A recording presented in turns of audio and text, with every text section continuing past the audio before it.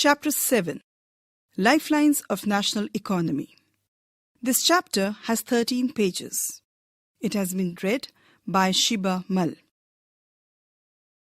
Page 81 Lifelines of National Economy. We use different materials and services in our daily life. Some of these are available in our immediate surroundings, while other requirements are met by bringing things from other places. Goods and services do not move from supply locals to demand locals on their own. The movement of these goods and services from their supply locations to demand locations necessitates the need for transport. Some people are engaged in facilitating these movements. These are known to be traders who make the products come to the consumers by transportation. Thus, the pace of development of a country depends upon the production of goods and services as well as their movement over space. Therefore, efficient means of transport are prerequisites for fast development. Movement of these goods and services can be over three important domains of our earth, that is, land, water, and air. Based on these, transport can also be classified into land, water, and air transport. For a long time, trade and transport were restricted to a limited space. With the development in science and technology, the area of influence of trade and transport expanded far and wide. Today, the world has been converted into a large village with the help of efficient and fast-moving transport. Transport has been able to achieve this with the help of equally developed communication system. Therefore, transport, communication, and trade are complementary to each other. Today, India is well linked with the rest of the world despite its vast size, diversity, and linguistic and socio-cultural plurality. Railways, airways, waterways, newspapers, radio, television, cinema, and internet, etc. have been contributing to its socio-economic progress in many ways. The trades from local to international levels have added to the vitality of its economy. It has enriched our life and added substantially to growing amenities and facilities for the comforts of life.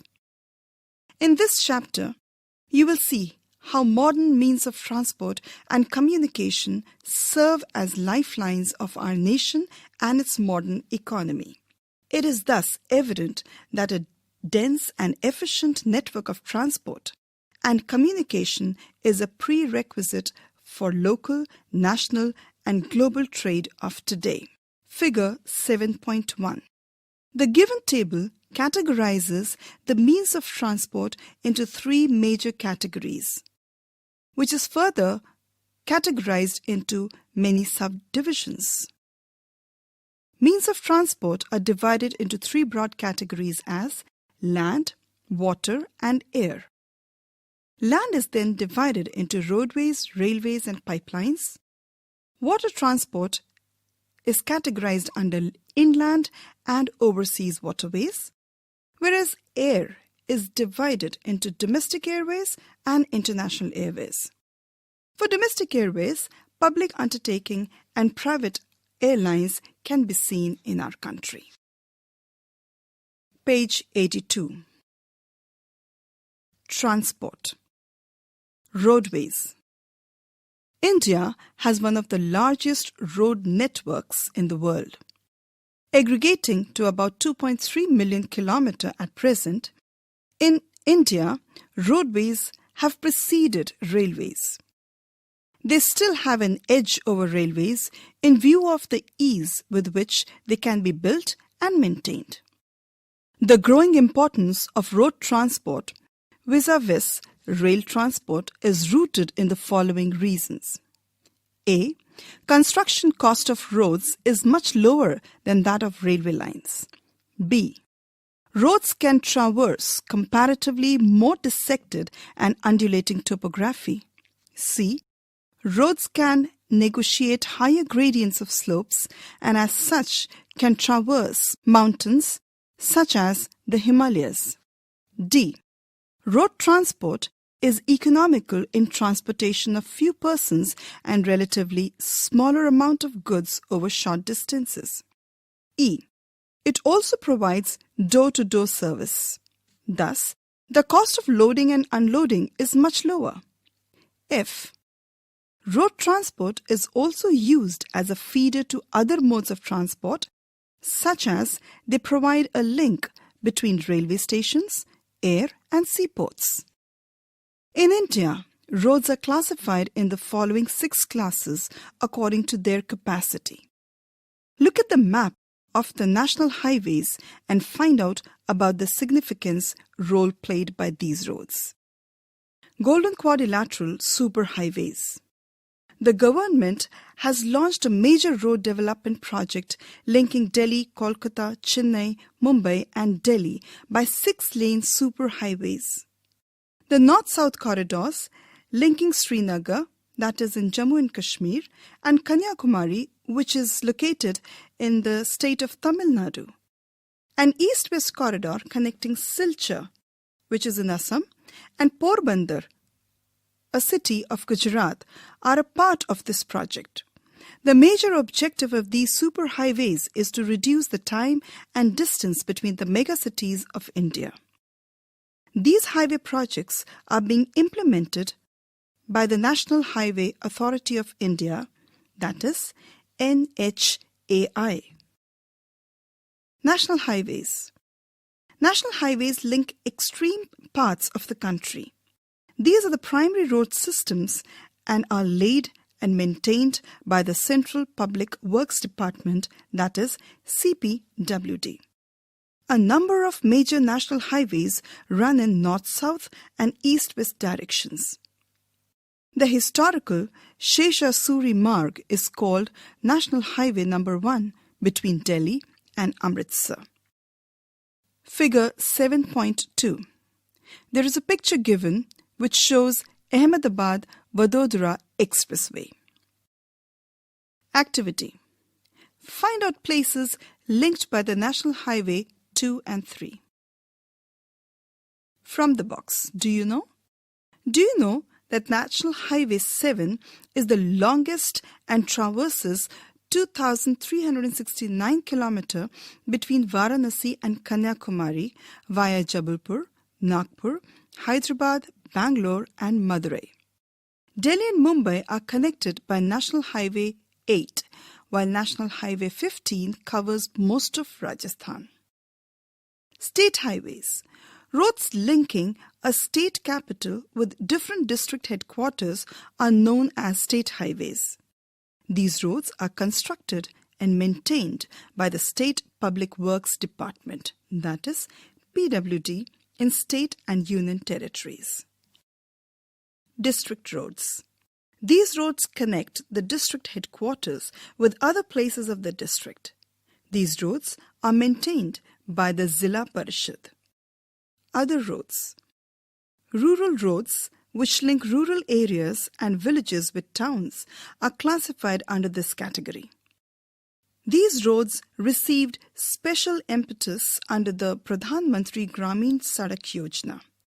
Under this scheme, special provisions are made so that every village in the country is linked to a major town in the country by an all-season motorable road. Page 83. There is a map given on page number 83 where the major highways are highlighted.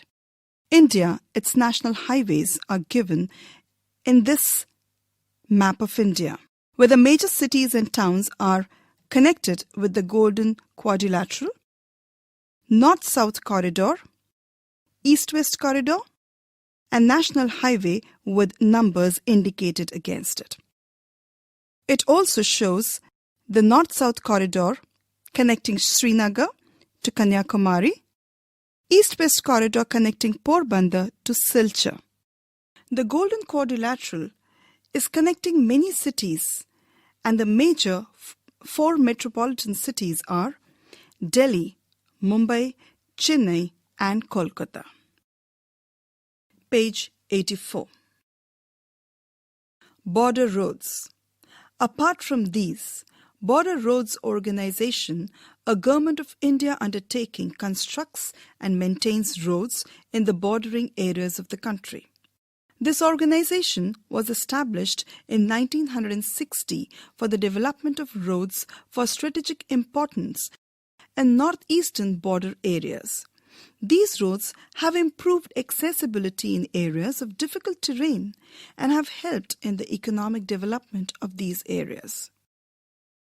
Figure 7.3. It shows a road in the hilly tracts. Figure 7.4. Traffic on northeastern border road, Arunachal Pradesh. Roads can also be classified on the basis of the type of material used for their construction, such as metalled and unmetalled roads. Metalled roads may be made of cement, concrete, or even bitumen of coal. Therefore, these are all-weather roads. Unmetalled roads go out of use in the rainy season. Road density. The length of road per 100 square kilometer of area is known as density of roads. Distribution of road is not uniform in the country. Density of all roads varies from only 12.14 kilometer in Jammu and Kashmir to 517.77 kilometer in Kerala, as on 31st March 2011. With a national average of 142.68 kilometer as on 31st March 2011. Road transportation in India faces a number of problems.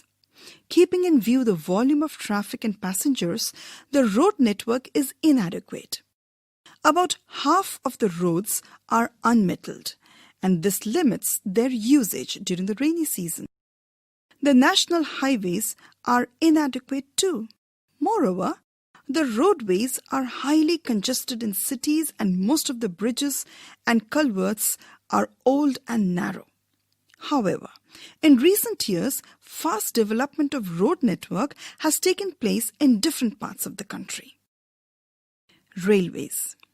Railways are the principal mode of transportation for freight and passengers in India. Railways also make it possible to conduct multifarious activities like business, sightseeing, pilgrimage, along with transportation of goods over longer distances. Apart from an important means of transport, the Indian Railways have been a great integrating force for more than 150 years. Railway in India bind the economic life of the country as well as accelerate the development of the industry and agriculture. The Indian Railway have a network of 7,133 stations spread over a route length of 64,460 km, with a fleet of 9,213 locomotives, 53,220 passenger service vehicles, 6,493 other coach vehicles, and 229,381 wagons as on March 2001. Page 85. From the box, the Indian Railways is the largest public sector undertaking in the country. The first train steamed off from Mumbai to Thane in 1853, covering a distance of 34 km. Table 7.1.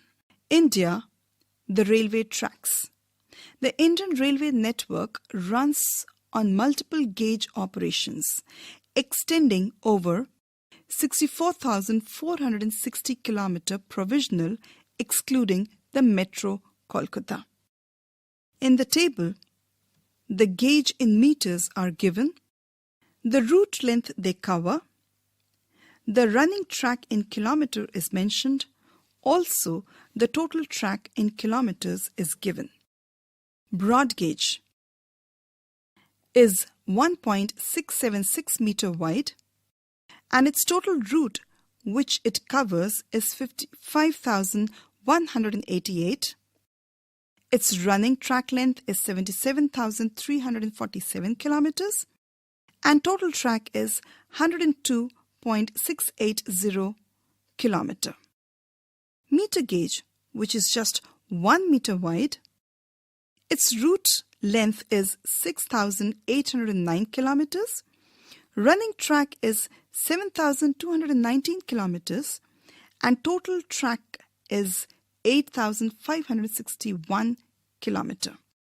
Narrow gauge, it varies from 0.762 and 0.610 wide rails. Its total route is 2,463 kilometers long. Running track is just 2,474 kilometers long, and its total track length is 2,753 kilometers. If we sum up all the three gauges, we get the total route length of 64,460 kilometers. The sum of the running track is 87,040 kilometers, and the sum of the total track is 1,13,994 kilometers. Source: Railway Yearbook 2010-2011, Ministry of Railways, Government of India. Activity: find out the current railway zones and their headquarters. Also locate the headquarters of railway zones on the map of India. From the text: the Indian Railway is now recognized into 16 zones. The distribution pattern of the railway network in the country has been largely influenced by physiographic, economic, and administrative factors. The northern plains, with their vast level land, high population density, and rich agricultural resources, provided the most favorable condition for their growth. However, a large number of rivers requiring construction of bridges across their wide beds posed some obstacles. In the hilly terrains of the peninsular region, railway tracks are laid through low hills, gaps, or tunnels. The Himalayan mountainous regions too are unfavorable for the construction of railway lines due to high relief, sparse population, and lack of economic opportunities. Likewise, it was difficult to lay railway lines on the sandy plain of western Rajasthan, swamps of Gujarat, forested tracts of Madhya Pradesh, Chhattisgarh, Odisha, and Jharkhand. The contiguous stretch of Sahyadri could be crossed only through gaps or passes, which are known as ghats. In recent times, the development of the Konkan Railway along the west coast has facilitated the movement of passengers and goods in this most important economic region of India. It has also faced a number of problems such as sinking of track in some stretches and landslides. Today, the railways have become more important in our national economy than all other means of transport put together. However, rail transport suffers from certain problems as well. Many passengers travel without ticket. Thefts and damaging of railway property has not yet stopped completely. People stop the trains, pull the chain unnecessarily, and this causes heavy damage to the railway. Think over it. How we can help our railway in running as per the scheduled time. Page 86. There is a map given of India which shows the railway lines. It shows the dense network of railways all over the country. It shows the railway routes and the major stations connecting.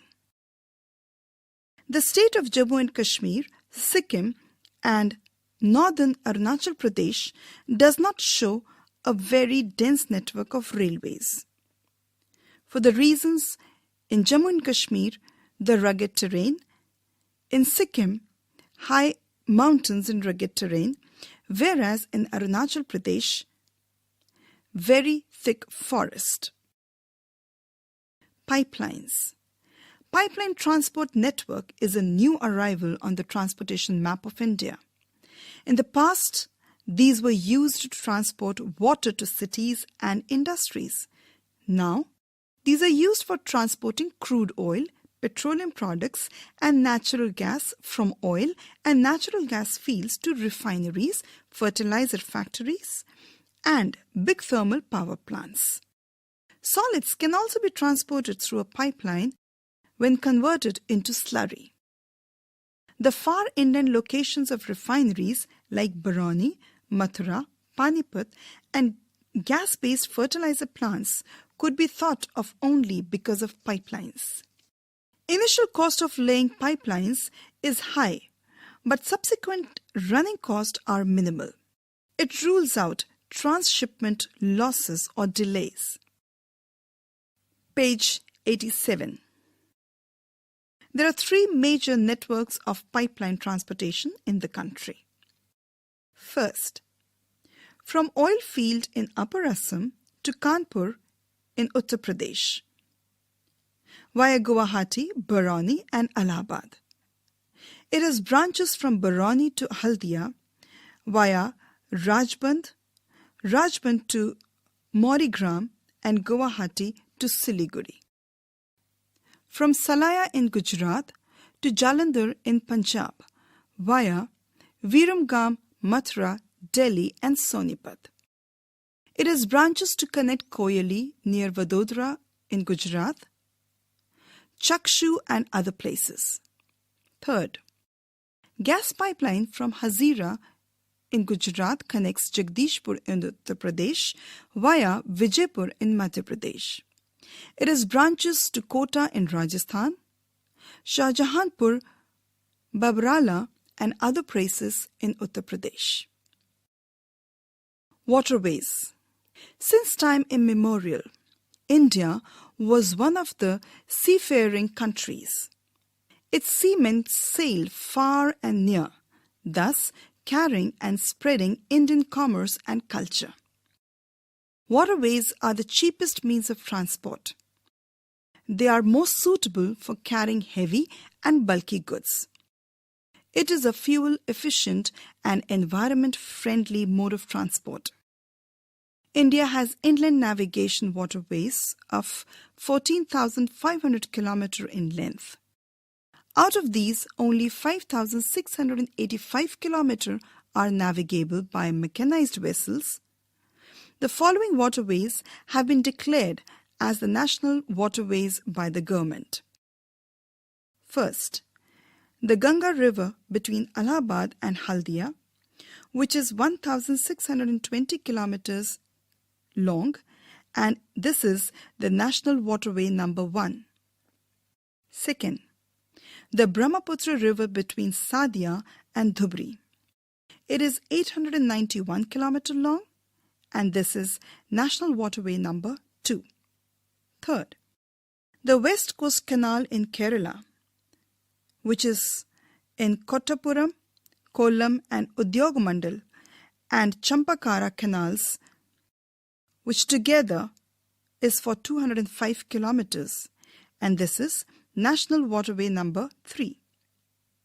Fourth, specified stretches of Godavari and Krishna rivers along with Kakinada-Pondicherry stretch of canals. The total length for this is 1,078 kilometers, and this is national waterway number 4. Fifth, specified stretches of river Brahmani along with Matai River, delta channels of Mahanadi and Brahmani rivers in East Coast Canal, which is only for 588 kilometers, and this is national waterway number 5. Figure 7.5. A picture which shows inland waterways widely used in northeastern states. There are some other inland waterways on which substantial transportation takes place. These are Mandvi, Zuari, and Kumbarja, Sundarbans, Barak backwaters of Kerala, and tidal stretches of some other rivers. Apart from these, India's trade with foreign countries is carried from the ports located along the coast. 95% of countries' trade volume, that is 68% in terms of value, is moved by sea. Major seaports. With a long coastline of 7,116.6 km, India is dotted with 12 major and 187 notified non-major, that is, minor and intermediate ports.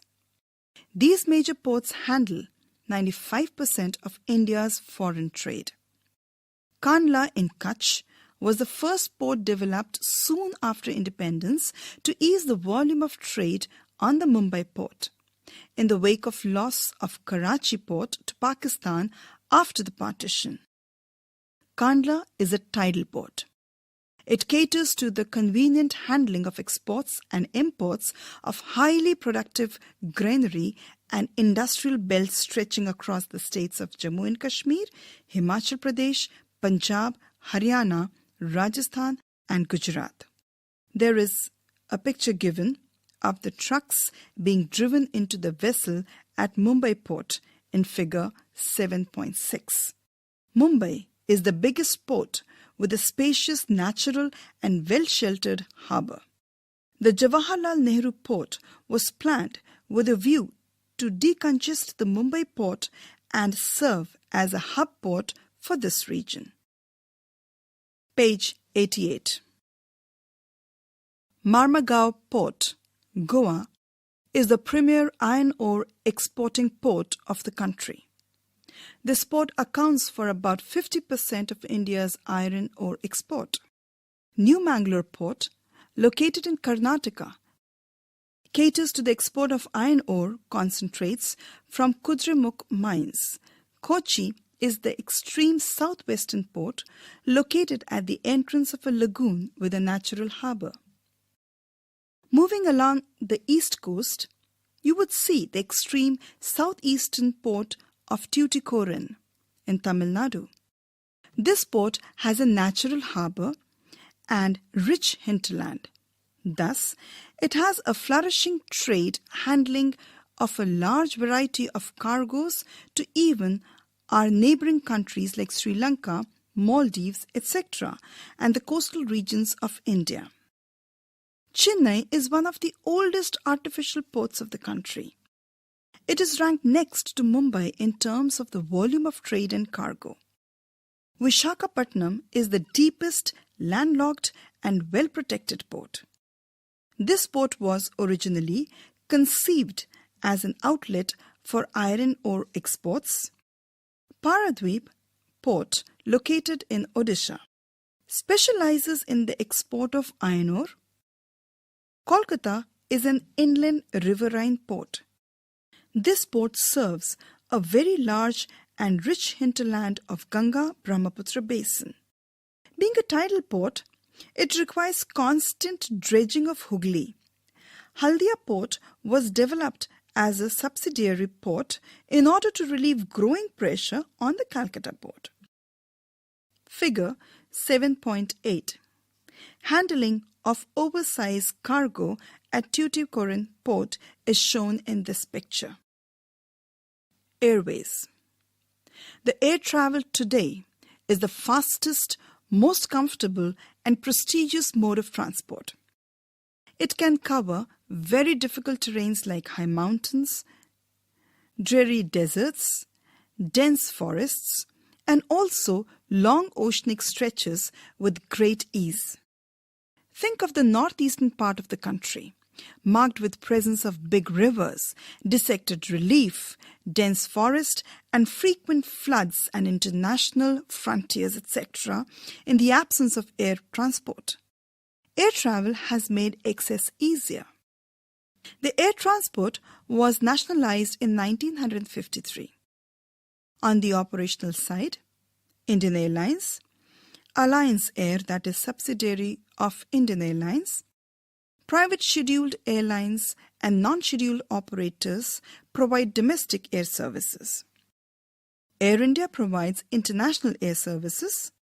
Pawan Hans Helicopter Limited provides helicopter service to Oil and Natural Gas Corporation in its offshore operations to inaccessible areas and difficult terrains like the northeastern states and the interior parts of Jammu and Kashmir, Himachal Pradesh and Uttarakhand. Indian Airlines operations also extend to the neighboring countries of South and Southeast Asia and the Middle East. Find out the names of the countries connected by Indian Airlines. Air travel is not within the reach of the common people. It is only in the northeastern states that special provisions are made to extend the services to the common people. Page 89. A map of India is given which shows the major ports and the international airports.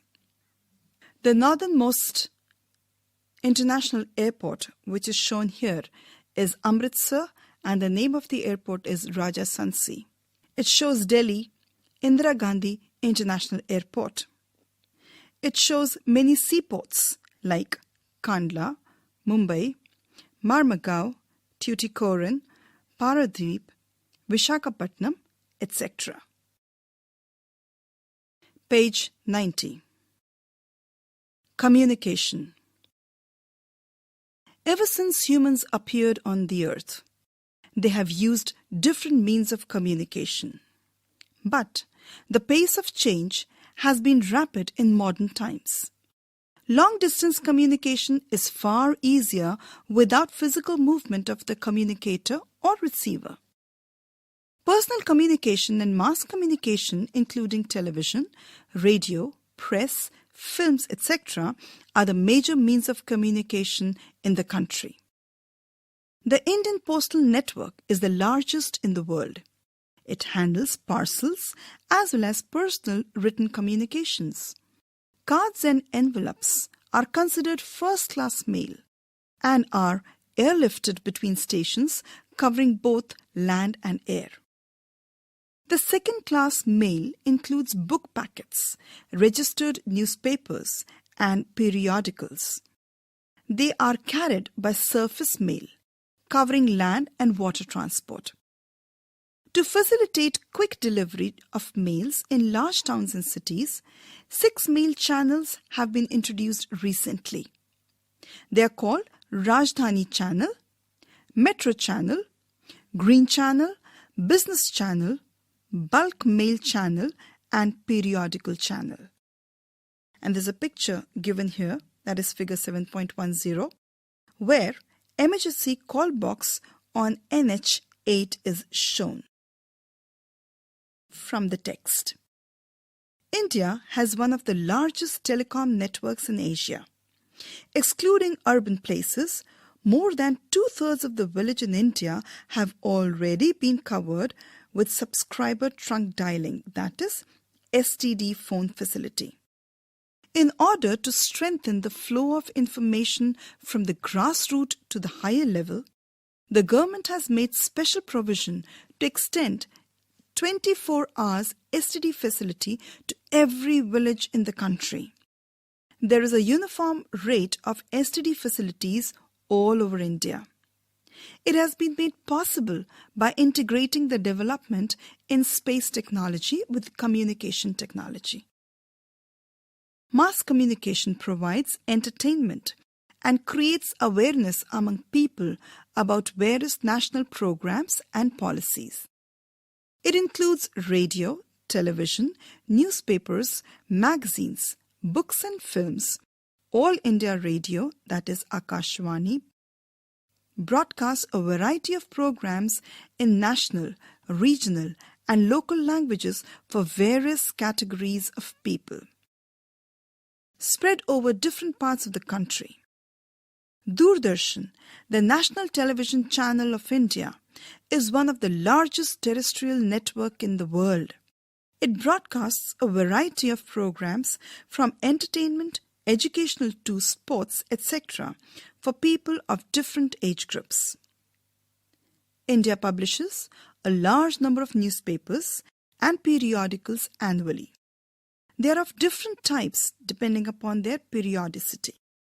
Newspapers are published in about 100 languages and dialects. Did you know that the largest number of newspapers published in the country are in Hindi, followed by English and Urdu? India is the largest producer of feature films in the world. It produces short films, video feature films, and video short films. The Central Board of Film Certification is the authority to certify both Indian and foreign films. From the box. Do you know? Till March 2010, 548.32 million mobile connections were in India. Make a comparison with any other country of your choice. International trade. The exchange of goods among people, states, and countries is referred to as trade. The market is the place where such exchanges take place.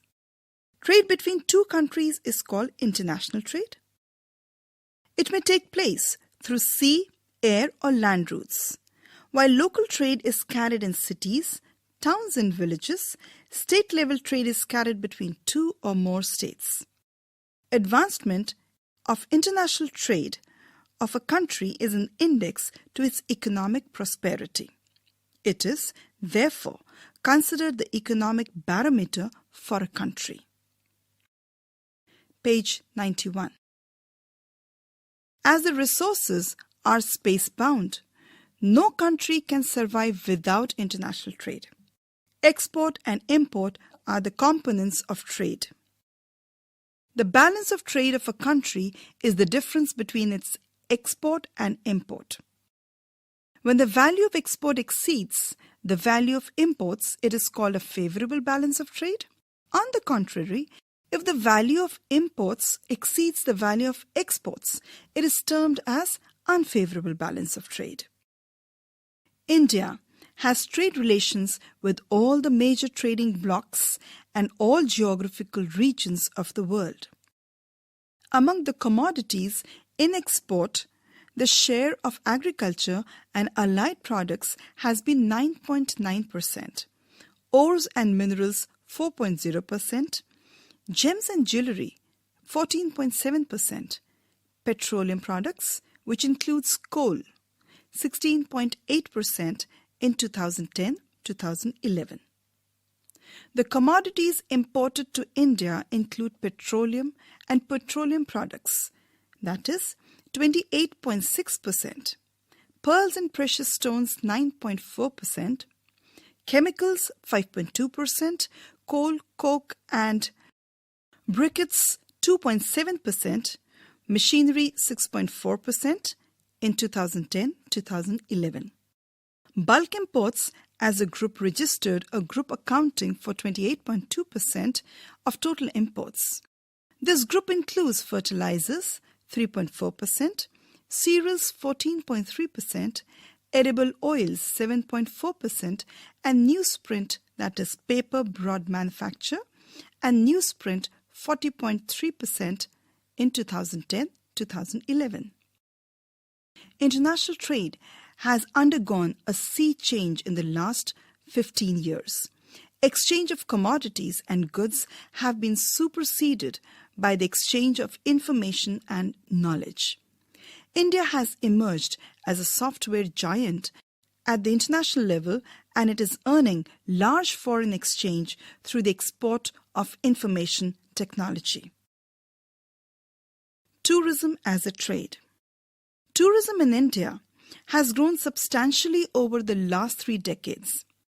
Foreign tourist arrivals in the country witnessed an increase of 11.8% during the year 2010 as against the year 2009 contributing rupees 64,889 crore of foreign exchange in 2010. 5.78 million foreign tourists visited India in 2010. More than 15 million people are directly engaged in the tourism industry. A news item is given. It states that India has become a popular destination for the tourists. Also that medical tourism has increased in the past few years. Page 92. Tourism also promotes national integration, provides support to local handicrafts and cultural pursuits. It also helps in the development of international understanding about our culture and heritage. Foreign tourists visit India for heritage tourism, ecotourism, adventure tourism, cultural tourism, medical tourism, and business tourism. There is a vast potential for development of tourism in all parts of the country. Efforts are being made to promote different types of tourism for this upcoming industry. Activity. On the map of India, show important tourist places of your state or union territory and its connectivity with other parts of the country by railways, roadways, or airways. Discuss in the class the topics given here. First, what type of tourism may be developed in your state or union territory and why? Second, which areas in your state or union territory you find more attractive for development of tourism and why? Third, how tourism may be helpful for the economic development of a region adopting sustainable development approach. Exercises. First, multiple choice questions. 1 of 1. Which two of the following extreme locations are connected by the east-west corridor? A. Mumbai and Nagpur. B. Silchar and Porbandar. C. Mumbai and Kolkata. Or D. Nagpur and Siliguri. 2 of 1. Which mode of transportation reduces transshipment losses and delays? A. Railways. B. Roadways. C. Pipeline. Or D. Waterways. 3 of 1. Which of the following states is not connected with the HVJ pipeline? A. Madhya Pradesh. B. Maharashtra. C. Gujarat. Or D. Uttar Pradesh. 4 of 1. Which of the following ports is the deepest landlocked and well-protected port along the east coast? A. Chennai. B. Paradweep. C. Tuticorin. Or D. Vishakhapatnam. 5 of 1. Which of the following is the most important modes of transportation in India? A. Pipeline. B. Railways. C. Roadways. Or D. Airways. Which one of the following terms is used to describe trade between two or more countries? A. Internal trade. B. International trade. C. External trade. Or D. Local trade. Question 2. Answer the following questions in about 30 words. 1 of 2. State any 3 merits of roadways. 2 of 2. Where and why is rail transport the most convenient means of transportation? 3 of 2. What is the significance of border roads? 4 of 2. What is meant by trade? What is the difference between international and local trade? Answer the following questions in about 120 words. 1 of 3. Why are the means of transportation and communication called the lifelines of a nation and its economy? 2 of 3.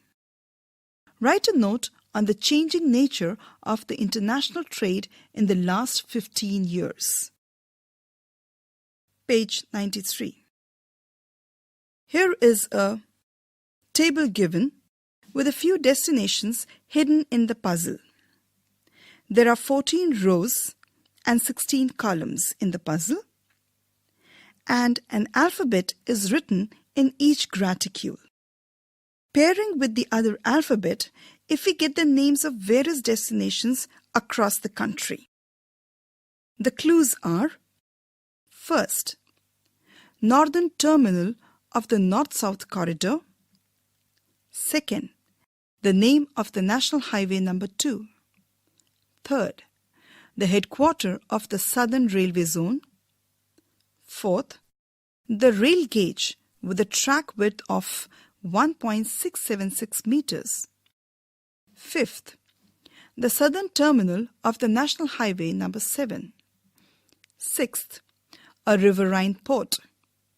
And seventh, busiest railway junction in northern India.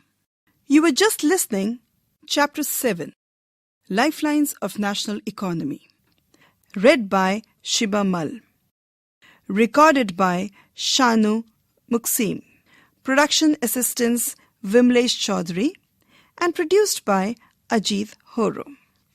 This audio chapter is brought to you by CIET NCERT, New Delhi.